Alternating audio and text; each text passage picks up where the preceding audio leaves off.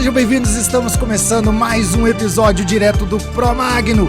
Estamos no Geduc, 24ª edição. Gente, esse evento, se você não teve oportunidade de vivê-lo, sabe que você perdeu. Trocas, compartilhamentos nesse mundo físico. A tecnologia está aqui para ajudar a gente nessa intermediação, mas, gente, nada supera o corpo a corpo, nada supera o papo, o cafezinho. Então não perca a oportunidade de vir sempre a Geduc. E você que já está acompanhando a gente há muitos episódios aqui, ao meu lado sempre ele, Guilherme Goulart. Muito bem, meu amigo, e nós vamos falar de algo muito importante hoje: saúde mental e bem-estar. Algo que do outro lado da mesa não temos muito, pelo menos do lado que compõe o meu espaço. Alan Jones. Alan, sempre ele. Se ele não começa com a gracinha, parece que não começou o programa, entendeu, Carlos? Então, assim, não se incomode, ele é assim mesmo, nasceu assim. O humor faz parte da saúde mental. Pois é, o dele é terrível. A gente tem que desenvolver melhor essa habilidade. Mas aqui, a gente está aqui do lado de Carlos Fernando. Primeiramente, muito obrigado por dispor desse tempo para estar aqui conosco, batendo esse papo. Eu tenho certeza que vai ser um assunto muito interessante, que é um assunto que hoje atinge, né, a escola profundamente. A sociedade. A sociedade, né? A sociedade, exatamente. Ontem, a gente gosta de fazer esse crossover com os programas que a gente já fez aqui. Ontem a gente até falou que na educação superior ainda existe uma fragilidade socioemocional muito grande por parte dos alunos. O que demonstra que na educação básica a gente precisa fazer um trabalho ainda mais reforçado, né, Jones? Para sustentar, para chegar lá com mais qualidade emocional. Com uma condição melhor. Vocês têm razão. Conta pra gente, Carlos, você acabou de sair do palco ali, teve um bate-papo com a turma, né? A turma saiu com expressões, assim, muito provocativas. Conta um pouquinho pra gente aqui como é que foi esse bate-papo, o que você trouxe de novo sobre esse assunto que mexeu tanto com a turma aí. Beleza, primeiro queria agradecer, parabenizar vocês pelo podcast, pela iniciativa de divulgar o conhecimento. E eu tenho, nos últimos anos, desde 2018, não faz tanto tempo assim, perto da minha experiência, mas eu tenho trabalhado com a questão da saúde mental, em especial no ensino superior. Porque muitas vezes a gente trabalha com metodologias ativas, quer ter ganhos de aprendizagem usando técnicas, metodologias, e esquece, às vezes, do lado emocional, do lado da saúde mental, que pode dar ganhos de aprendizagem, pode reduzir a evasão. Então, foi sobre isso que nós falamos dentro de uma perspectiva que considera engajamento, relacionamento e experiência. São termos que eles se juntam, mas engajamento, existem diversas pesquisas que mostram que alunos mais engajados, eles têm melhores resultados acadêmicos. Então, não é só um caminho, são diversos caminhos que a gente pode seguir para que os alunos tenham melhor rendimento e tenham também saúde mental. E a educação positiva, que deriva aí da psicologia positiva, é relativamente nova. O foco dela além daquilo que a escola traz, das competências específicas, trazer as competências do bem-estar. Então, se você já trabalha isso na educação básica, o aluno vai para o ensino superior já levando isso. E como vocês falaram, a questão é global, né? Você tem, no Brasil, o nível de ansiedade é um dos maiores do mundo.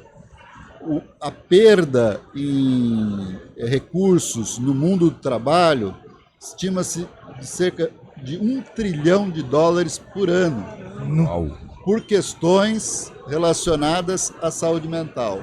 E muitas pesquisas mostram que $1 investido pela empresa em saúde mental retorna de $5 a $7. Vamos para as escolas. Às vezes falam, mas eu tenho que investir para fazer isso, capacitar professores, criar um novo modelo, mas tem retorno. Tem retorno de engajamento dos alunos, de uma melhor experiência, de relacionamentos mais genuínos, o que essa geração está precisando, né? A geração da tela, que fica individualizada, que fazem grupos, mas fazem grupos num outro ambiente. Então, foi nessa linha, e eu dei um exemplo do que eu fiz na educação superior. Nós fizemos isso realmente, trabalhamos com os professores, capacitamos os professores, e não é fácil, porque eles não estão acostumados. Ninguém ensinou eles a conversarem sobre sentimento antes, né? Isso. E para eles fazerem isso com os alunos, trabalharem com os alunos. E peguei o primeiro ano dos cursos. E você vê, isso já deu melhores resultados de índice de satisfação, de engajamento, reduziu a evasão. Professor, de fato você está falando disso na relação a aluno, faculdade, universidade. Se a gente estender isso para o mercado de trabalho, haja visto que a faculdade ela tem ali como premissa justamente essa formação, especialização, essa licenciatura que torna ele apto a uma determinada atividade, a gente sabe que no mercado de trabalho houve uma máxima que hoje já está até sendo reformulada, é que você era contratado pelas hard skills e dispensado pelas soft skills. Existe um conceito hoje que o trio do BTO até trabalha muito no palco, que são das hybrid skills, que já é justamente essa evolução da utilização da tecnologia sem perder um aspecto muito importante que são das soft skills do comportamento humano. De fato, a gente vê hoje, cada vez mais evidenciado, talvez sendo o contraponto das tecnologias, a relação humana. Ela ganha cada vez mais espaço e notoriedade dentro do ensino básico e hoje eu diria que você é a segunda pessoa especialista que está aqui com essa preocupação também no ensino superior. Como é que você vê hoje as relações que justamente transcendem a sala de aula da universidade e chega no mercado de trabalho, frente a todo esse aparato tecnológico e esse ser humano que cresceu em relações descorporificadas, ansioso em relações assíncronas, porque muitas vezes intermediado pela tecnologia, são relações que às vezes desconfiguram essa coisa tão importante do ser humano que é a troca. E aí esse sujeito chega no mercado de trabalho.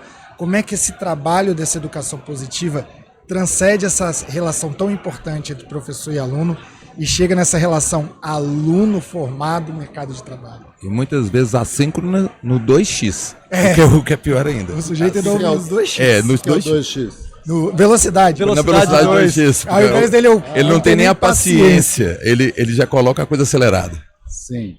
Bom, a gente tem uma questão geracional que faz parte e que a gente tem que equilibrar, né?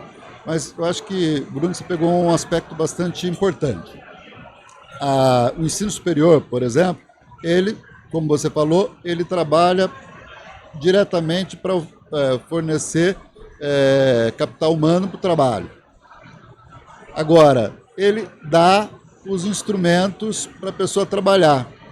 E como você falou, não dá a parte das soft skills ou das skills humanas, não é? Que o Simon Sinek diz, né? As skills essenciais para que ele se mantenha.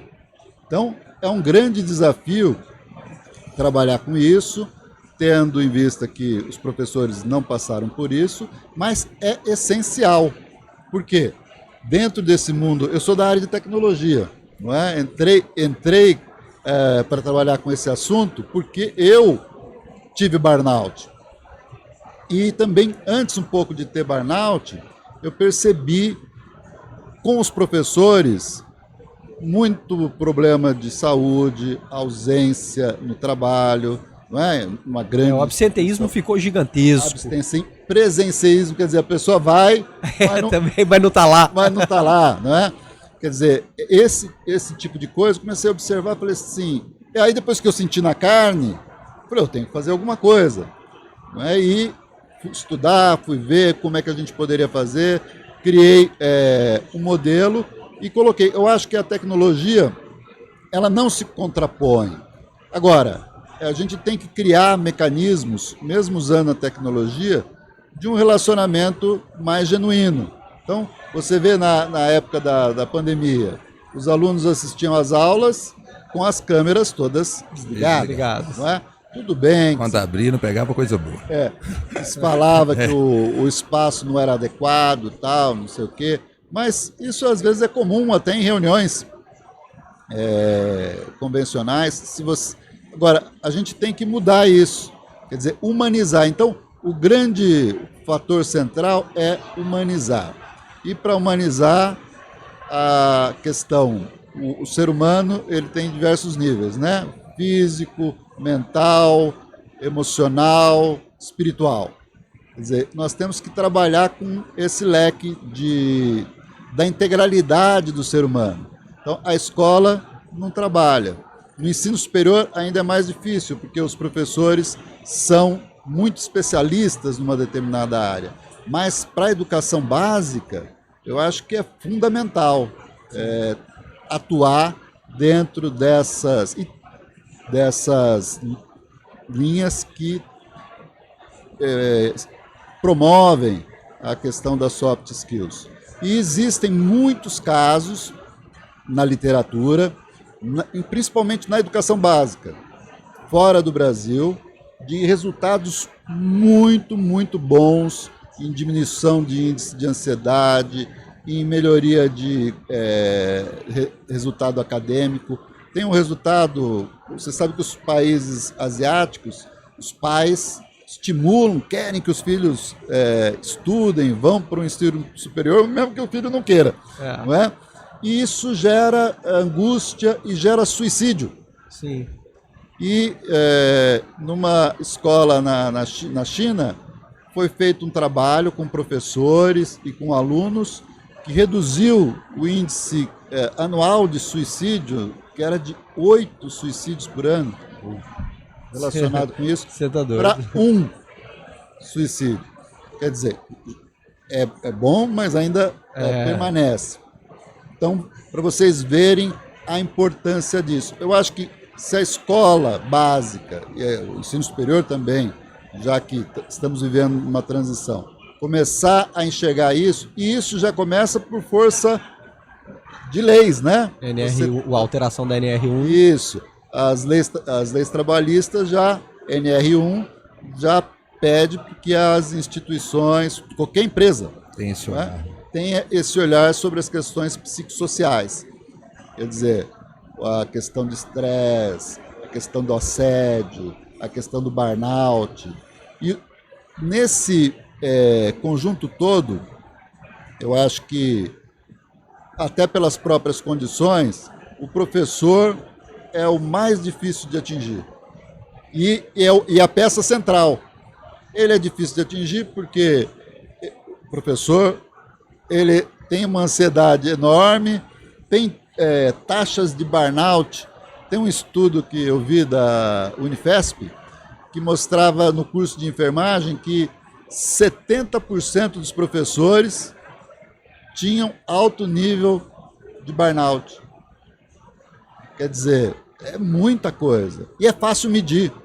Existem instrumentos, então as escolas podem se apropriar disso. Lógico, às vezes as escolas não entendem, né? Sim. Então, eu tenho uma consultoria, trabalho com isso também, e eu acho que chama Pleno Educação, e eu acho que as escolas, algumas já fazem isso, questão da meditação, do mindfulness, não é? Que é um tipo de meditação, questão de yoga na escola, tudo isso promove um equilíbrio e um balanço. Professor, eu poderia entender que uma das causas dessa ansiedade que a gente vive, que causa tanta instabilidade emocional, seria a questão assim de um futuro muito imprevisível, porque assim, o que acontece? A gente veio de um mundo que, eu vou colocar um marco numa pandemia, que ele se transformou, ele virou completamente, e hoje a gente não consegue ter uma visão de médio e longo prazo como a gente tinha antigamente. Então é o seguinte, são questões assim... A previsibilidade se desmanchou. Se desmanchou. Perfeito. Hoje, eu tenho um filho de 11 anos que Pessoa, o que o Murilo vai fazer? Assim, talvez uma coisa que não foi nem inventada. Você acredita que essa falta de visão de um futuro a médio e longo que causa tanto desconforto? E se sim, existe alguma ferramenta de controle disso? Gente, calma aí. O mundo vai continuar funcionando. O que o senhor me diz com relação a isso? Eu acho que é isso mesmo. A gente tem que se acostumar com esse mundo, esse momento, que é inconstante, imprevisível, volátil. Volátil. O mundo é assim. Você vê que a inteligência artificial apareceu, mudou completamente, tem tendências de mudar muita coisa. Então a gente tem que abraçar a mudança, saber que ela faz parte. Então, mecanismos para isso existem vários. Então, a psicologia positiva, ela tem um framework, né, que chama PERMA. Cada letra significa alguma coisa, né? Então, pensamentos positivos, engajamento, significado, propósito e resultados. E tem o PERMA-V também, que trabalha com a questão da vitalidade. Então, trabalhando, e como trabalhar isso? Não é? Os mecanismos de equilíbrio que a gente trabalha cognitivamente nas escolas, mas não trabalha emocionalmente. E qual que é o músculo? Qual que é a musculação do cérebro? É a meditação, mindfulness, é a respiração. Quer dizer, esse tipo de coisas às vezes não é estimulado. E as pessoas acham, até o ano passado eu vi aqui um exemplo de uma escola, uma empresa que trabalha com a introdução dessas competências socioemocionais, dizendo que na escola a professora, mas se eu colocar isso, mais isso, eu não vou ter tempo de concluir o meu currículo. E depois ela viu que foi justamente o contrário, que os alunos ficaram mais atentos, e era a época ainda que podia ter celular em sala. Não é? Os alunos ficavam mais atentos, eles ficaram mais, depois dos intervalos, ela fazia lá ela aprendeu a fazer algumas dinâmicas. Então, é esse caminho, quer dizer, de você conhecer os seus sentimentos, saber dos seus limites. Isso, se a gente não ensinar, se a gente não fazer com que os alunos trabalhem com isso, não acontece o que deveria acontecer na escola, que é o florescimento desse... Porque a educação tem dois caminhos, dois significados, né? Educare e educere. Educare é a parte de você treinar e tal. E educere é você trazer o potencial que está de fora, está de dentro para fora. Não é? Quer dizer, todo mundo tem um potencial, todo mundo pode melhorar. Legal. Alguns têm mais possibilidade de ter ansiedade, outros não. Mas com um mecanismo, se ele aprender mecanismos reguladores, ele consegue transitar nesse mundo de mudanças contínuas. Muito bem.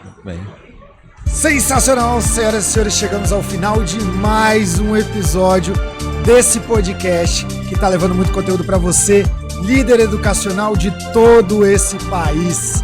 Gente, você já está seguindo o @GEDUCOficial, não? Então, agora, joga aí no seu celular, @GEDUCOficial, para você não perder nada desse evento maravilhoso. Nós do Trio BTO ficamos por aqui, agradecemos você pela sua audiência. Permaneça aqui conosco porque tem muito conteúdo. Valeu!